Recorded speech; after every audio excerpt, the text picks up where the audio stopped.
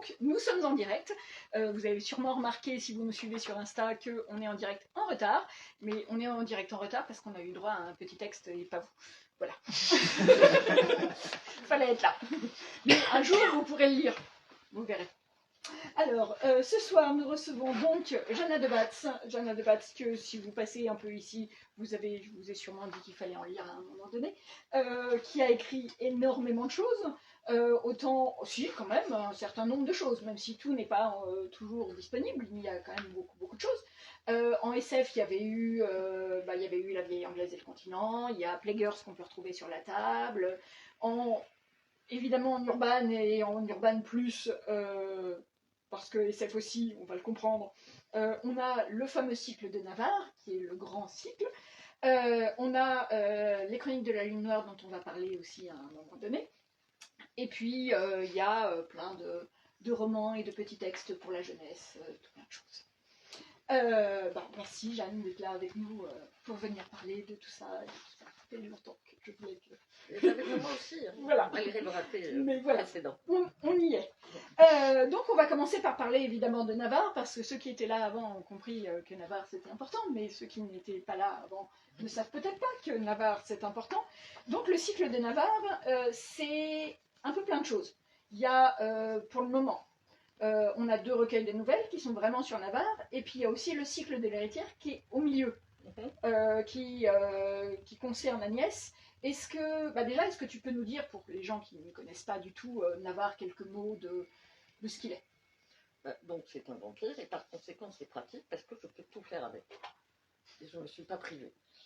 Et en fait le cycle, à la base il était plutôt destiné à faire du vampire pour lui-même. Et puis à ce moment-là, la vague de la décline arrivait. Et je me suis dit, tiens, ça serait rigolo d'en parler, mais à côté. Et donc, j'ai fait Agnès, voilà, qui en fait est une de mes collègues qui m'a toujours fait beaucoup rigoler. Voilà. D'accord, donc, ok, donc on est sur du vécu. Mais on est toujours sur du vécu. Oui. L'héritière, ça se passe à l'endroit où j'enseignais, hein, et où la dame là, elle a été en classe. Oui. Voilà, ça a suivi Navarre à un moment, et l'étude, elle va se trouver au-dessus du café où j'allais boire mes brouillés le vendredi soir quand j'en pouvais plus, ou le vendredi midi quand j'en pouvais encore moins plus, et qui ne voyaient pas que j'arrivais beurrée. Non, beurrée, non, avec un verre de brouillé, il ne faut pas déconner, mais plus légère pour les 2 dernières heures des 4 de la matinée. Oui. Donc, c'est vraiment, il m'a suivi. Enfin, ce que j'avais envie, c'est que justement, en fait, le machin de la Bible, j'aime beaucoup, hein, j'en ai lu des kilomètres et on peut me raconter 15 fois la même histoire parce que souvent c'est des tropes et c'est pas. Il y a 0 problème. Et il y avait quelque chose qui me gênait dans la Bible en général, c'était que ça s'ancrait dans les mondes anglo-saxons dont j'avais pas la moindre idée s'il y avait une réalité physique derrière. Je ne pouvais pas en juger. Possible, hein. Peut-être que Patricia, comment elle s'appelait, X, peut-être qu'elle décrivait réellement les villes dans lesquelles elles étaient avec des vins, mais peut-être pas, en fait. Peut-être c'était une anglo-saxonie fantasmée avec juste des tropes à la place de lieux. Alors, ce que j'avais envie, c'était de l'ancrer dans le réel, de faire que tout ce qui n'était pas l'histoire soit vrai. C'est comme ça que j'ai fait l'héritière. Donc, tous les lieux, toutes les anecdotes dont je parle sur Paris, dans l'héritière, dans Alouette ou dans Humaine trop humaine, ça existe dans Paris. Il n'y a pas d'invention. Et c'est vraiment ce qui leur arrive, c'est dans ces endroits-là, avec l'histoire de ces endroits-là. Alors évidemment, après je la tords un peu, l'histoire des endroits-là, pour que ça colle, mais toute la base est toujours vraie. C'est ça que j'avais envie de faire. Avec Navarre, je suis parfois moins exigeante, quoique ça dépend. Voilà. Et c'est comme ça que ça s'est fait. Donc il y a les 2 premiers, il y a le recueil de départ, il y a la trilogie, le recueil de presque fin, et là c'est après la fin. Et en fait, ça s'appelle le rêve sous le pavillon noir. Il va paraître en août, je crois. Et il y aura 2 tomes. Parce qu'à la base, je devais rendre 4 novellas à Jérôme. Et je lui ai dit, ben non, ça va pas être possible parce que pour écrire la fin, il me faudrait que j'en écrive 2 de plus. Il me dit, mais là on est à 400 000, ça va faire combien? Et donc du coup, en fait, il y en aura 3 de plus, ça fera, il y aura un deuxième tome. Voilà. Oui, donc c'est un tome avec 3 novellas, Ouais. et puis on aura un autre. Et alors là, je sais pas si je vais pas faire un roman, tout simplement. Ah, Je sais pas, parce que si je change pas, si je trouve, je parle pas seulement du fait de raconter des histoires, ça c'est chouette, c'est toujours sympa, raconter des histoires, j'adore ça. Mais j'aime bien changer la façon dont je les raconte. Si vous prenez l'héritière humaine, trop humaine, ou là, à chaque fois, j'ai changé l'angle, j'ai changé l'attaque, etc. C'est ça qui m'intéresse. C'est pas, je veux pas ronronner. J'ai déjà le ronron d'être avec Navarre, donc il faut secouer un peu sur la forme, puisque le fond, tout le monde est à l'aise. Voilà. oui. Et puis bah, dans les nouvelles, déjà avec Agnès, avec Testament, il est en second plan, mais dans les nouvelles, dans le dernier, il arrive aussi qu'il soit plus ou moins présent. C'est pas. Il est juste là. Des fois, il est posé, et puis voilà. Et puis des fois, il intervient. Et en parlant des lieux, il faut quand même savoir, ceux qui ne l'ont pas lu ou ceux qui ont oublié, mais Humaine, trop humaine démarre à ici. Oui, c'est-à-dire qu'il y a elles se baladent, la réunion elles vont et elles vont voilà, elles aux arènes de chez, vitesse. je crois que c'est chez toi que ça démarre, en fait. Elle sort pas, pour moi, elle sortait du métro et elle allait aux arènes de vitesse pour avoir son. Voilà, mais elle passe devant la Ah. statue là, et puis le truc de Marie Curie, le labo pourri. Oui. Et c'est pas là par là que tu bosses? Alors, c'est pas mon labo, c'est à côté, mais on est genre, on parle mieux du labo de Marie Curie. Ouais, le campus Curie. Peut-être qu'il est tout à fait respectable, mais il est un peu radioactif. Moi, c'est ce que j'appelle pourri dans mon vocabulaire. Voilà. Et depuis longtemps déjà, quand tu nous parles de Navarre, tu parles de vampire de SF. Donc là, on comprend bien que sur la suite, ça sera vraiment un vampire de SF. Ah oui. Mais déjà avant, c'était l'idée de savoir que c'était un vampire de SF, même quand on avait l'impression de lire de l'urban. Oui. Comme... C'est moi. Ah d'accord, c'est ça. Ok. C'est juste que... Zéro justification, sinon je te dis que c'est ça. D'accord. Parce que c'est moi l'auteur et que je décide. D'accord. Tu vois, Robert Merle, il a écrit Un animal doué de raison, Oui. Malville, etc. Il a dit que c'était pas de l'ASF. Oui, Ben, alors, si un animal doué de raison et Malville, c'est pas de l'ASF, moi je te dis, Navarre s'en est. Ah. Oui, non, on est d'accord. Voilà. Oui. Mais moi, ils sont en rayon derrière toi, donc à un moment donné... Alors, bon, ce qu'il y a, c'est que je pars quand même, enfin, de mon point de vue, j'ai un fond rationnel. Oui. Tellement bétonné que même quand je dis, bon ben d'accord, vos gueules c'est magique, ça marche comme ça, c'est toute la suite. Une fois que vous avez admis que vos gueules c'est magique, ça reste cohérent. Il n'y a pas de... Ça devient une science, je veux dire. Et s'il y a un fond scientifique, c'est le fond rationnel qui va de H jusqu'à Z en même temps. Et c'est ça. Voilà. Oui, il suit dès le début, il y a des règles posées et les règles elles sont suivies. Alors, il y a toujours des règles à la magie, hein, oui, mais... plus ou moins solides, plus ou moins tenues par les auteurs. Mais les bons, en général, ils posent des règles avec lesquelles ils peuvent jouer, ils peuvent tricher, ils peuvent trouver the loop, c'est tellement marrant de trouver l'angle de sortie. Mais ils partent du principe qu'il y a un au-delà, une vie. Et moi, j'ai pas ça du tout. En fait, oui, voilà. C'est vrai que moi c'est surtout dans la série Testament que je m'en suis rendu compte, mais alors il y en avait peut-être, puis j'ai pas vu tout de suite, mais il y a beaucoup de références au tonton flingueur. Ah bon? Oui. Non. À peine. C'était une évidence, il fallait en mettre, c'est un jeu, c'est un... Déjà, tu sais que l'église Oui, à la fin, à côté de laquelle j'ai enseigné toute ma vie, c'est Ah, celle-là. c'est ça, d'accord, ok. Celle où ça explose à la Oui, fin, oui, oui. où ils arrivent, c'est l'église Saint-Blaise D'accord. qui est à la fin, voilà, il pouvait pas ne pas y Oui. être, tu vois. Qu'on voit dans le tome 3 d'ailleurs, dans Voilà. Humaine trop humaine. Mm. Mais dès les premiers, on a des phrases. Ouais, j'adore les compliments, je le connais par cœur, qu'est-ce que tu veux, comme on aime ces dieux, on les remet dedans, voilà. Voilà. J'ai un copain qui a lu la préface que je viens de vous lire et qui a fait comme commentaire: Navarre, le seul vampire qui aurait pu dire on ne devrait jamais quitter Montauban. Oui. Voilà. Oui. Est-ce qu'il y a particulièrement d'autres références comme ça? Parce que je me rappelle d'un discours il n'y a pas si longtemps où il y avait plein de références à repérer, un discours que j'ai entendu aux Utopiales.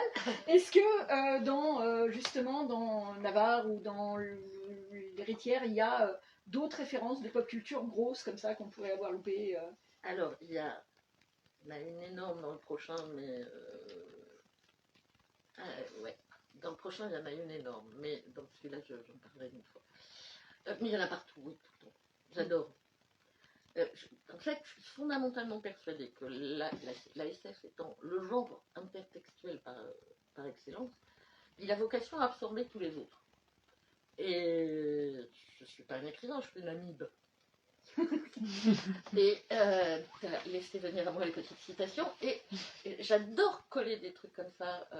Alors, ce qui est important par contre, c'est que si ça passe au-dessus de la tête du lecteur, ça doit avoir du sens. C'est-à-dire que c'est pas un foutage de gueule, ça fera plaisir si on voit, et ça fera rien si on ne voit pas. No harm done. Donc voilà. Et après, si on peut jouer à oui, chercher, voilà. Les refs, c'est bonus. Voilà. Oui, c'est du bonus, c'est pour rire. Puis des fois, ça a du sens, c'est lié au sujet que j'aborde. Ça le souligne, ça le met en valeur. Ou ça souligne le fait que je suis sur les pas de la personne qui l'a dit. Et que je lui rends hommage. On va quitter Navarre, on y reviendra sûrement à un moment donné, surtout que je pense qu'il y a des gens qui ont des questions à un moment donné, on va parler un peu de Navarre. Et on va passer aux chroniques. Donc les chroniques de la Lune Noire, c'est donc la novélisation de la série de bande dessinée, que certains peut-être ont lu. Donc là, pour le coup, c'est travailler sur une histoire qui existe déjà. Ouais. En quoi c'est différent? Alors, cette histoire, c'est arrivé un peu par hasard. François Froideval est un pote, on parle depuis des années, depuis 2008 en gros. Et puis en 2008, quand j'ai eu le prix Julia Verlanger, on m'a obligé à aller à un restaurant et j'avais des bottes très jolies. Et j'ai eu super mal aux pieds. Et alors François m'a massé ou proposé de me masser les pieds à l'arrivée. Voilà, on est copains depuis ce moment-là. Je sais pas bon. Et du coup, il avait un autre projet d'adaptation qui ne s'est pas fait, mostly. Et donc il ne s'est pas fait. Et j'ai dit, on pourrait, écoute, quand même, pour faire comme toi tu veux, ça doit être très compliqué. Quand même, il y a qu'à se baisser, il y a le scénario. Et il me fait, ouais, tu parles, c'est pas si facile que ça, c'est pas facile de m'adapter. J'ai dit, ok, écoute, juste pour rire, je vais te faire le premier chapitre. Et il me fait, si tu fais le premier chapitre, et ben on signe le contrat. Donc je fais le premier chapitre en prenant pas, justement en prenant le truc, pas exactement au début de la Lune Noire, mais dans un tome annexe qu'il a écrit plus tard, qui en fait raconte réellement le début de la Lune Noire.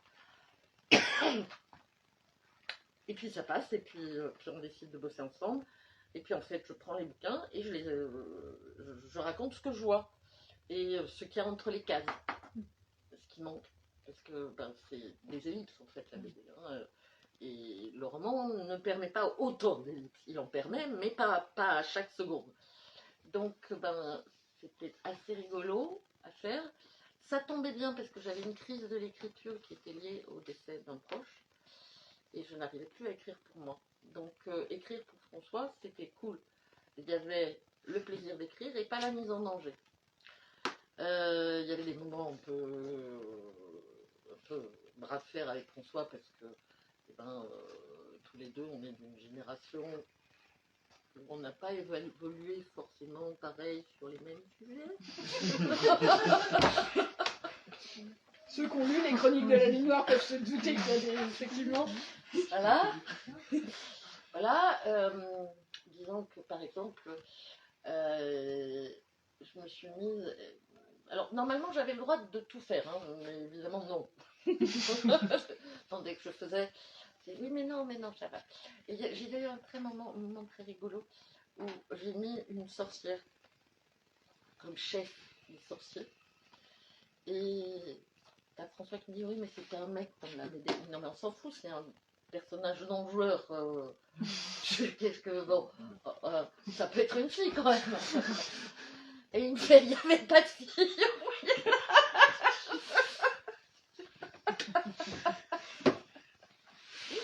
D'accord, donc j'ai gagné sur ce coup-là. Voilà. C'est ça les chroniques. Non, c'est chouette, je me marre. Y a des... Mais ça, en fait, là, c'est léger, c'est un jeu. C'est pour ça qu'il y a zéro problème et que...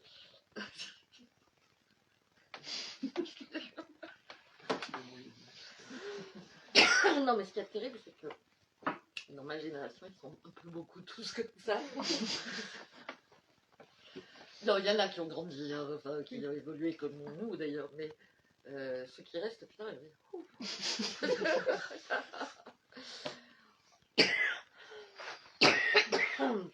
bref. Donc, voilà, c'était plus un jeu et puis une thérapeutique de l'écriture qu'autre chose. Et ça reste ça. Ça n'empêche pas que j'ai fait mon travail de façon très personnelle aussi, parce qu'il y a des choses à moi dans l'adaptation. Et j'assume totalement le côté machin des années 80 que c'est. Voilà. Oui. Après tout, j'ai été jeune dans les années 80 et j'ai aimé les chroniques de la nuit noire dans les années 80 parce qu'il y avait des tas de trucs que je ne voyais pas à l'époque. Est-ce qu'il y avait des choses qui étaient particulièrement difficiles à adapter ou c'était tout un peu pareil ou en tout cas à adapter ou à écrire autour de certaines cases, des choses qui ont été plus... Le problème dans une BD, c'est que tu n'as pas accès à l'intériorité du personnage et qu'il faut l'imaginer. Alors autant c'est facile dans la nuit noire pour certains des protagonistes, autant ça l'est moins pour le protagoniste. Wismerhill est assez mystérieux au fond de son ressenti. Il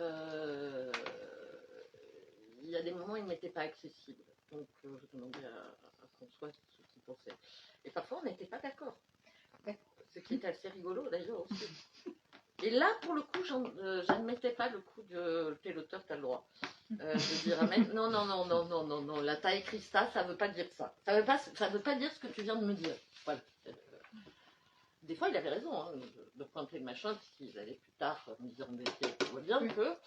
Mais des fois, il n'avait pas raison. Parce qu'en fait, on se lit pas. Je disais, il y a mon éditeur qui me dit,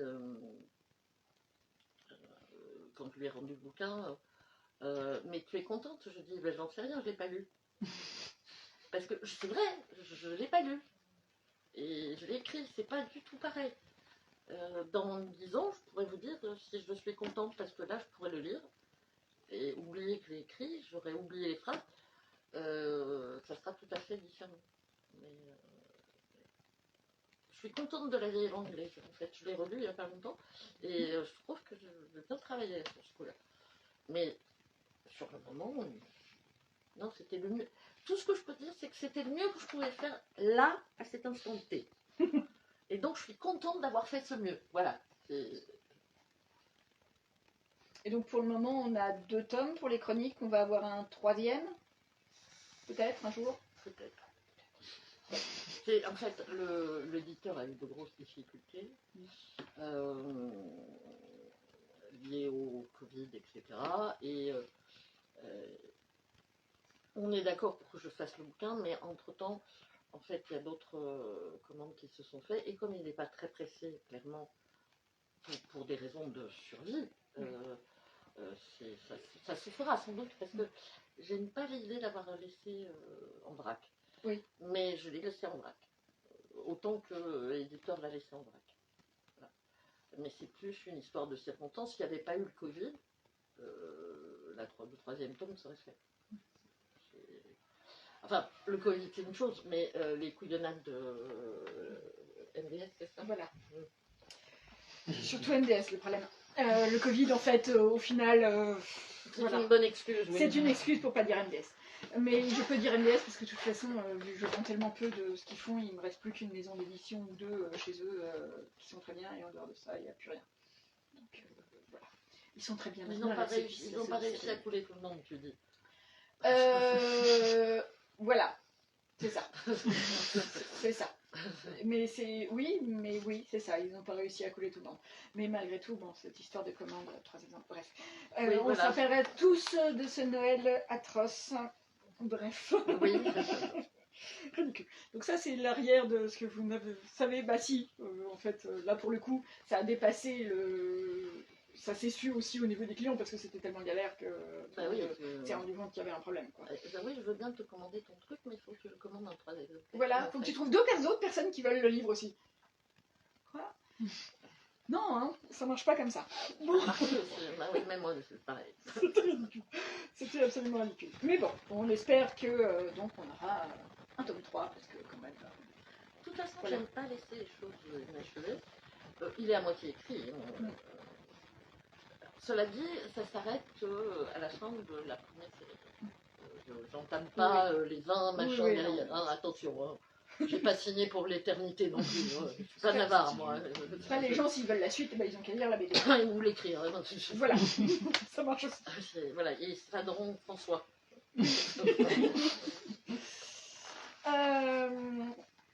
Alors, tu as écrit un peu pour la jeunesse aussi. Oui.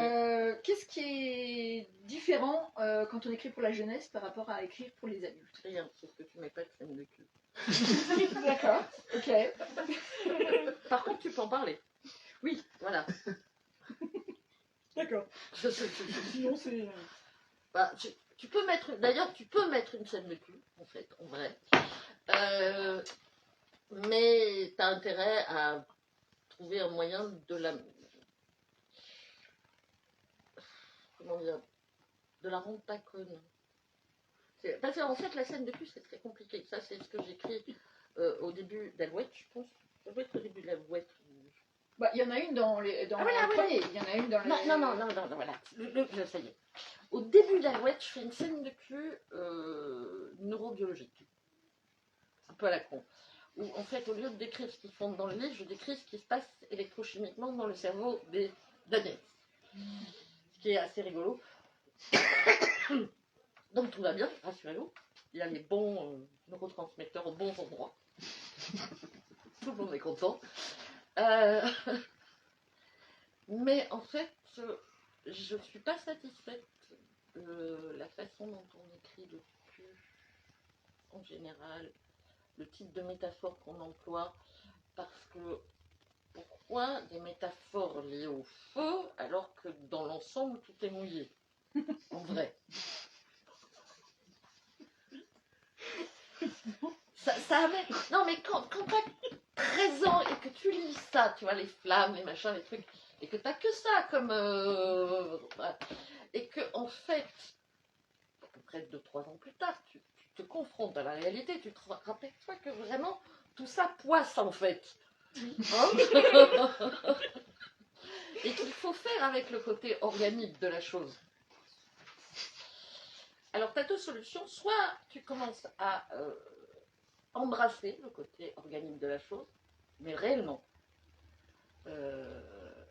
dans la sensualité profonde que ça peut amener, soit c'est du porno. Alors, inutile de dire que j'ai choisi la première option, à titre personnel, Mais c'est difficile de rendre ça en littérature. Et en littérature de jeunesse, c'est alors, carrément possible. Parce qu'il faudrait dire les choses. Faudrait les dire frontalement.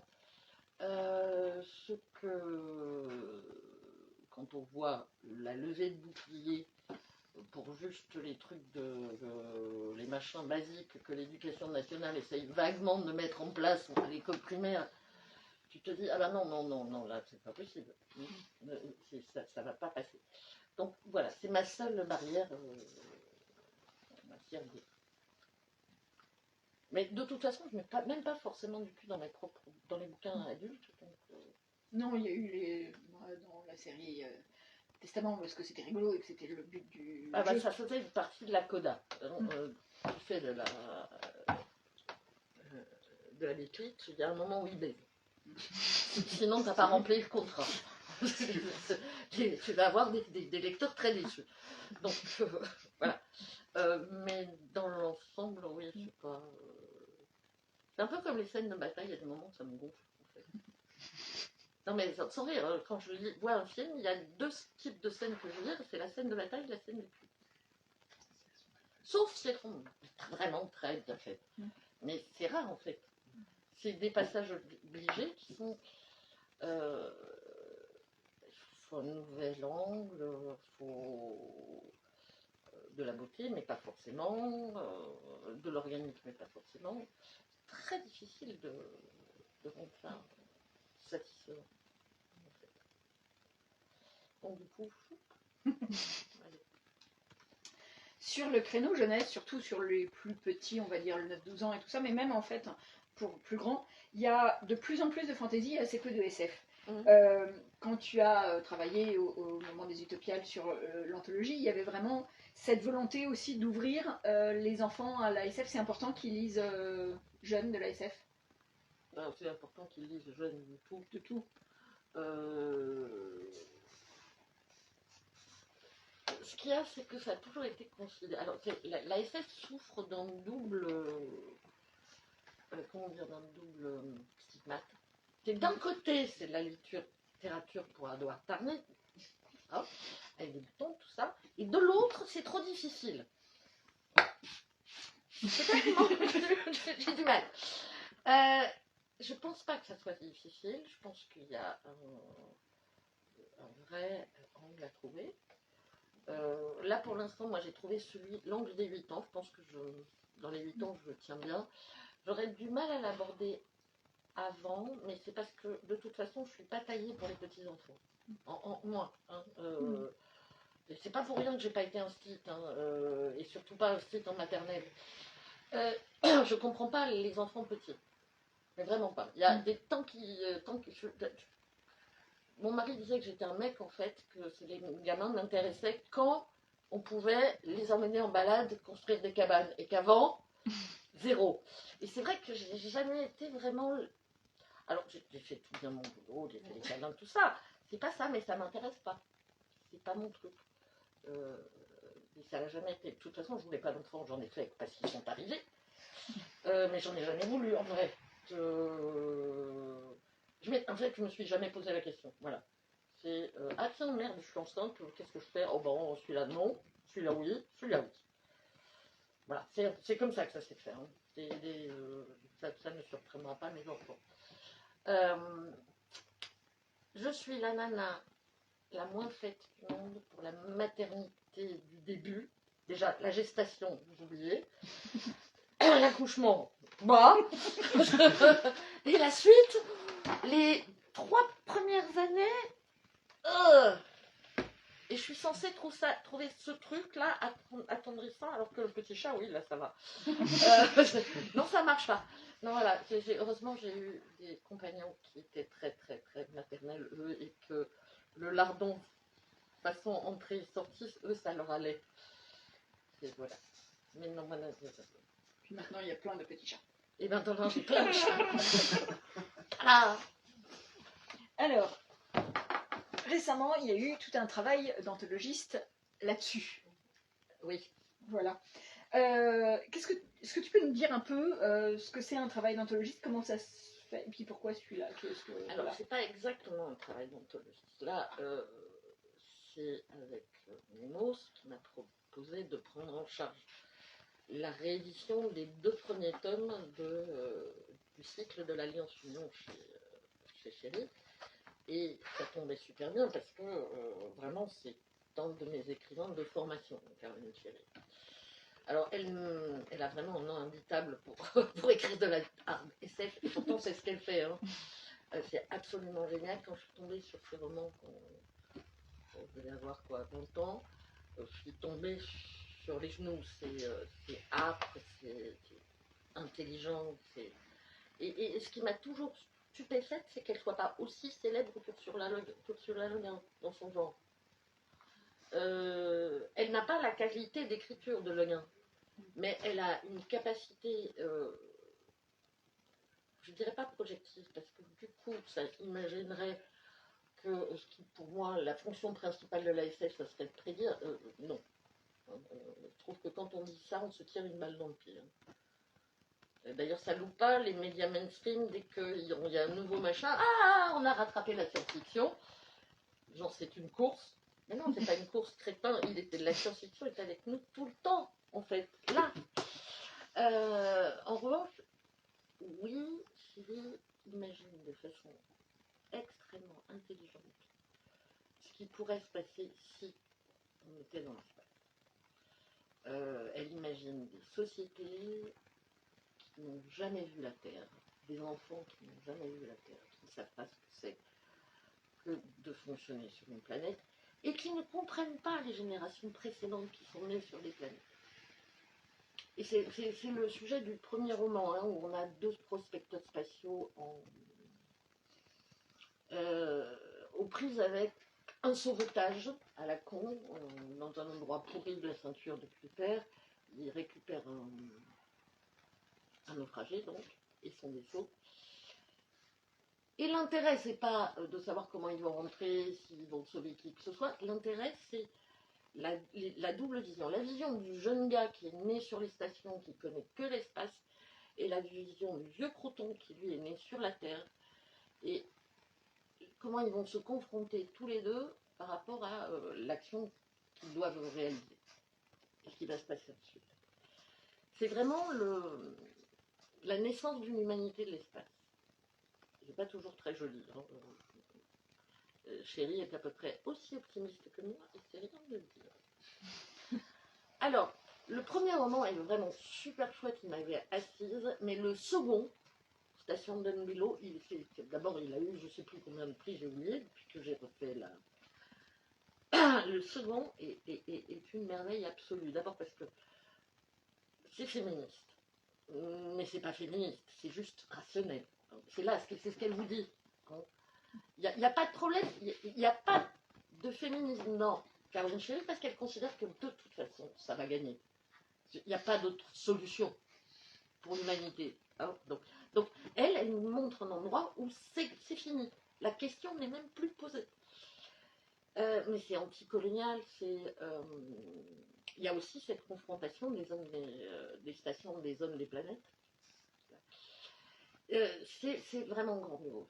Et c'est des gens aussi qui avancent. Alors, moi, j'ai revu la traduction, qui datait des années 70-80. Nous savons comment elle se faisait à l'époque. C'est-à-dire que si vous prenez le bouquin anglais de l'époque, hein, de la traduction, et le bouquin là, il y en a comment ça se fait. Mais quand ça les arrangeait, ça coupait. Ils parlaient comme des agrégés de lettres classiques, tous là. Les 2 prospecteurs pourris là, dont je viens de vous parler, dont l'un a été un peu à l'école, mais il a été à l'école d'ingénierie. Hein, on ne lui a pas fait des cours sur Rimbaud à celui-là. Ils se disent, ils inversent le sujet. Enfin, donc moi j'ai repris tout ça. Mais j'ai fait une relecture des traductions, je les ai révisées. Éventuellement, si ce bouquin marche là, il y aura la traduction que je ferai de l'intermédiaire qui n'a jamais été traduit. Et puis j'ai fait l'appareil critique, une lecture des 2 textes, ce que je viens de faire à peu près, mais dans le désordre. m'arrive d'être bordélique, mais quand j'écris, ça, c'est bien. En fait, j'aurais jamais écrit s'il n'y avait pas eu d'ordinateur. Mais jamais, hein. Parce que voilà. Parce qu'il aurait fallu mettre toutes mes notes en ordre et ça aurait été un travail de titan. L'ordinateur est arrivé juste à temps pour permettre à mon TDAH de faire de l'écriture. Parce qu'il y a des moments où des trucs surgissent et puis je les mets là, mais non, ça va pas, c'est pas là, c'est pas là, c'est pas là, c'est pas là, c'est là, c'est là. Et puis après, ça se fait comme ça, par jardinerie, je dirais. Alors ça s'est un peu arrêté en ce moment, mais il y a ces derniers temps, tous les jours tu nous apprenais un nouveau mot sur les gens qui te suivaient sur Facebook. Oui. Est-ce que tu peux...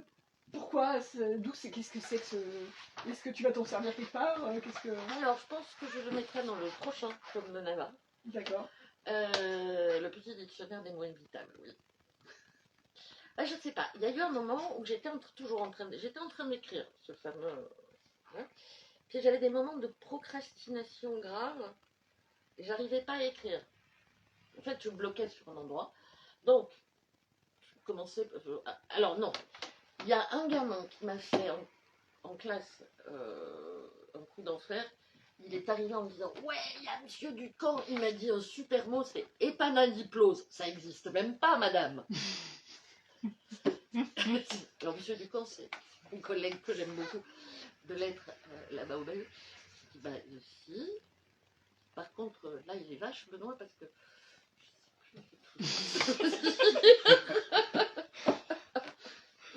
Ben, on va regarder ensemble, hein. Voilà.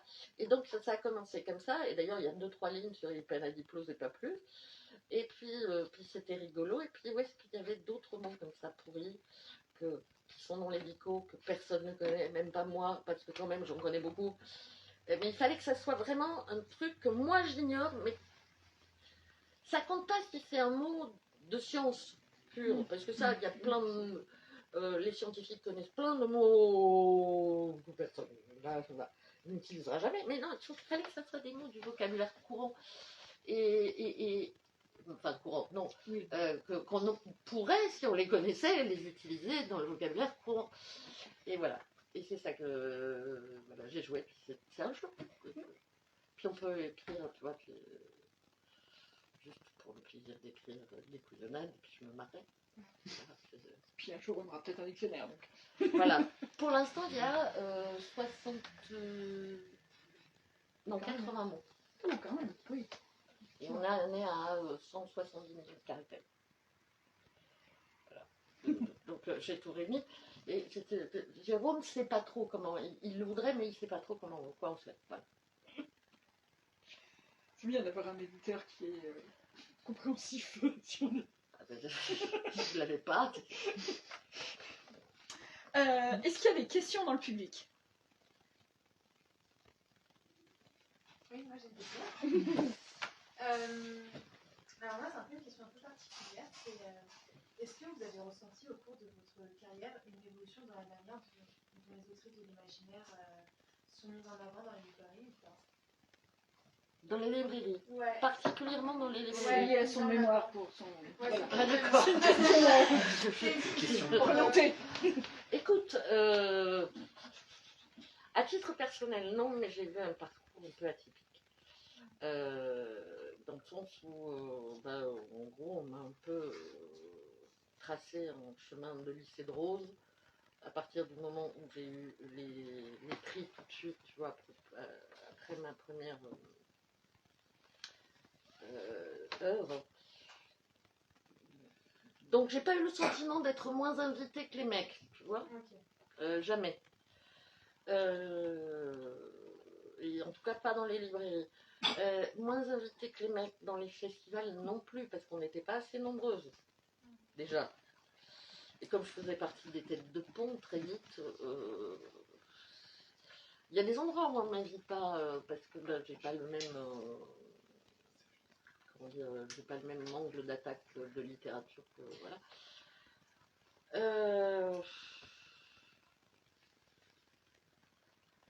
Je l'ai pas vu, mais ça veut pas dire que ça existe pas, tu vois. J'ai lu vraiment un parcours un peu différent. Les Utopiales m'ont fait une voie royale pour tout.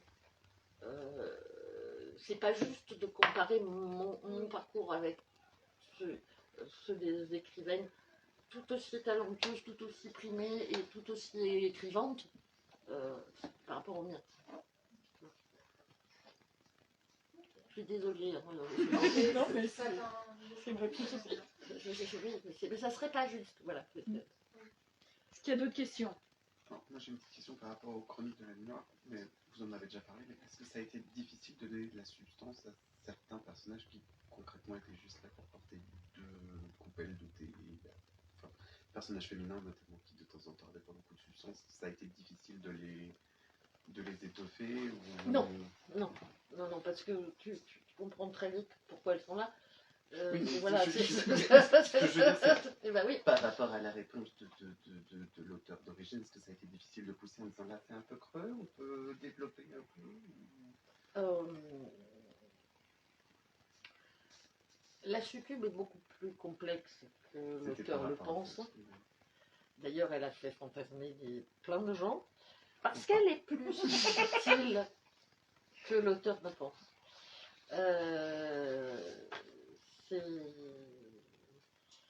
Mais c'est normal que la créature échappe à son créateur, surtout quand c'est une nana, hein, Pygmalion est là pour en parler.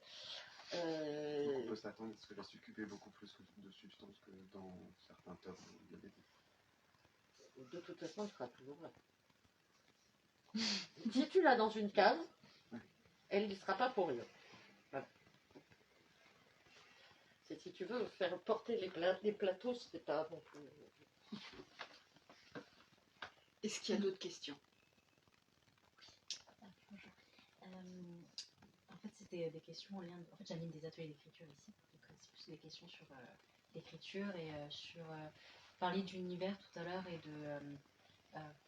Pour justement écrire une alternative un peu à la tendance de la biblite.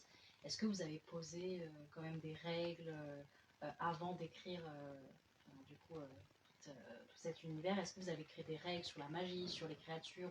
Est-ce que vous avez puisé ailleurs? Est-ce que Alors moi, j'écris jamais de règles. C'est pas mon truc. Je commence et je vois où ça va.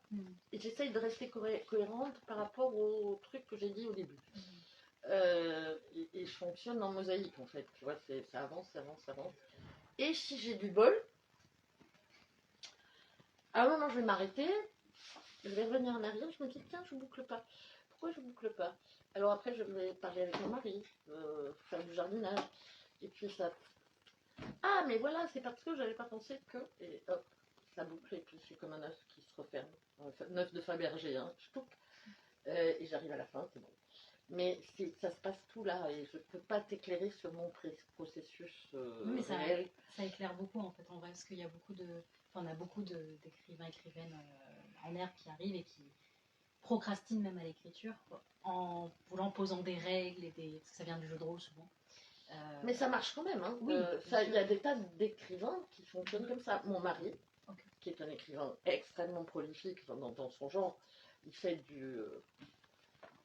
il fait beaucoup de travaux d'études, de recherche. Il a fait les 100 ans du cinéma d'animation. Il a fait une biographie de Walt Disney qui est parue aux éditions Perrin, qui a eu son petit succès l'année dernière. Mais ça reste, écrire une biographie, ça reste un travail littéraire. Même si tu es cadré par la véritable vie de l'emmerdeur dont tu parles. Donc là, tu peux pas faire n'importe quoi non plus. Mais il a écrit des romans aussi, des nouvelles. Mon mari est un homme qui planifie. Alors, il n'écrit pas les règles. Il planifie l'histoire. Il planifie la structure de l'histoire. Je ne crois pas qu'il planifie totalement ses personnages non plus. Et par ailleurs, quand il coince, on discute ensemble et on discute essentiellement de l'histoire. D'ailleurs, on le fait des deux côtés. Hein. Ça m'arrive d'être vraiment coincée, de dire bon voilà, je ne sais pas trop, j'en suis là. Et donc je lui raconte l'histoire et en parlant, ça se débloque en général. Ben, c'est pareil. Mais lui, il écrit vraiment, tu vois, il utilise, je sais plus quel logiciel, un truc où il y a des post-it. Alors ça, c'est juste pas possible pour moi. Il faudrait, en fait, c'est comme les cartes mentales, je sais pas quand faire. D'ailleurs, c'est simple, en classe. Les gosses m'en demandent des cartes mentales. Et là, je vais sur Internet et je leur dis, mais puisque vous voulez une carte mentale, on va parler avec Marie-Astrid, ma collègue de Le Français, c'est clair, qui, elle, fait de superbes cartes mentales. Je ne sais pas que faire. En fait, c'est une dame qui s'est mise à faire, une collègue qui s'est mise à faire des petites vidéos à partir du Covid. Et elle fait effectivement des cartes mentales sur les misérables, les circonstanciels, patin, couffin. Et elle le fait vachement bien. Elle comprend, elle y arrive. Moi, je comprends pas. C'est pas que je comprends pas. Une fois que je le vois, je comprends qu'on puisse, quand on a le bon cerveau, travailler avec. Mais moi, j'ai pas le bon cerveau pour ça. Et donc, j'ai pas le bon cerveau non plus pour le mettre en œuvre, ça. Moi, c'est des colonnes avec des titres. Si on a du bon. C'est intéressant comme approche en tout cas. Enfin, ça montre qu'il y a plusieurs approches aussi, qu'on n'est pas obligé justement de venir avec des règles, mais on peut aussi. Donc c'est intéressant. Mais, si tu veux, je parlais de mon TDAH et que j'ai découvert et ça m'a expliqué plein de trucs dans mon écriture. J'écris de façon neuroatypique. Allez, maintenant que c'est clair, si tu veux, ça détend. Et j'avais une autre question par rapport à, justement, vous mentionnez votre mari, mais il y a aussi, vous parliez de votre éditeur et aussi de François. Est-ce que vous avez jamais voulu écrire, coécrire, écrire à 4 mains, écrire plusieurs mains avec une de ces personnes ou avec une autre personne? Ah ben j'ai déjà écrit un truc avec mon mari, qui était un livre-jeu sur Dark Vador et Spock. En fait, c'était un livre-jeu sur Star Wars contre Star Trek. Donc comparer les deux univers, ça a été publié chez Duno il y a quelques années. On a beaucoup ri tous les deux. Et puis, avec Stéphanie Chaptal, on va écrire on a prévu, c'est pas encore commencé, hein, on est juste dans la planification. On va faire un bouquin sur les minorités de genre et la science-fiction. Quelle est l'historique thématique.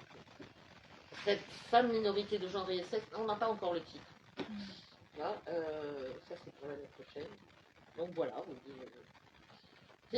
En fait, écrire à deux, c'est quelque chose que j'ai aucun problème à faire. Et puis de toute façon, je l'ai déjà fait aussi avec Nemos.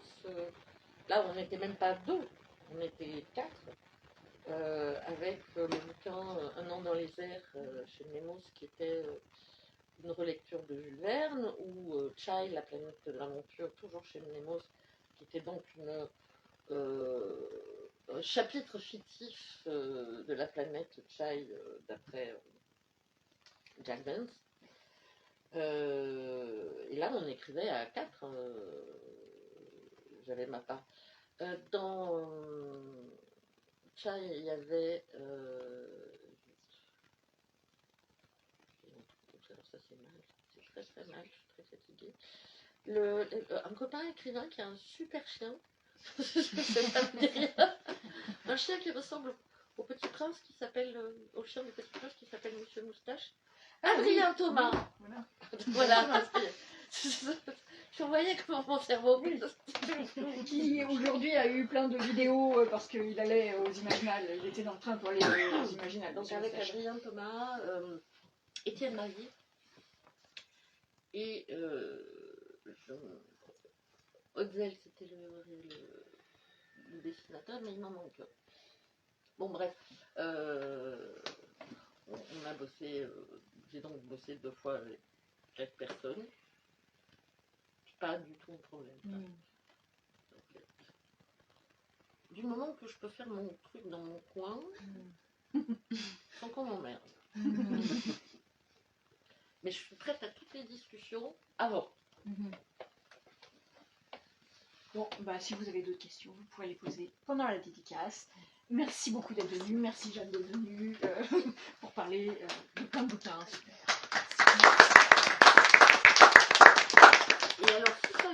personne entre la dédicace et là. Je vais aller me droguer dehors. Alors on était encore en direct, mais c'est pas grave. Ça fait rien. Ça fait Ça rien. ira avec FDS c'est ça. et les scènes de fesses. C'est ça, de toute façon. Ah non, mais j'assume un peu. C'est un amateur d'art. De toute façon, elle est